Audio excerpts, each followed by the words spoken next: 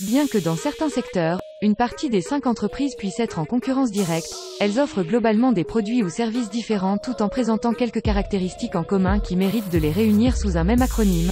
Par leur taille, elles sont particulièrement influentes sur l'Internet américain et européen, tant au niveau économique et politique que social, et sont régulièrement l'objet de critiques ou de poursuites sur le plan fiscal, sur des abus de position dominante et sur le non-respect de la vie privée des internautes.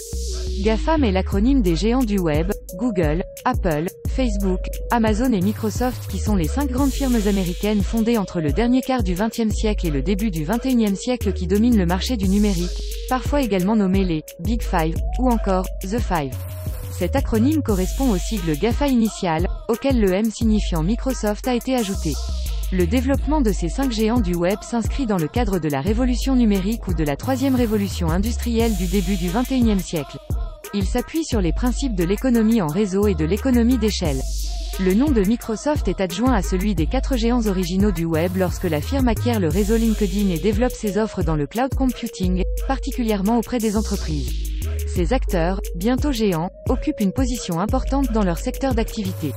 Par exemple, le paysage des moteurs de recherche est passé de quelques dizaines d'acteurs au début du web à un marché structuré dans sa quasi-totalité autour de 3 acteurs Google, Yahoo et Bing. Le regroupement des GAFAM est en concurrence avec d'autres regroupements, comme les Natu, Netflix, Airbnb, Tesla et Uber.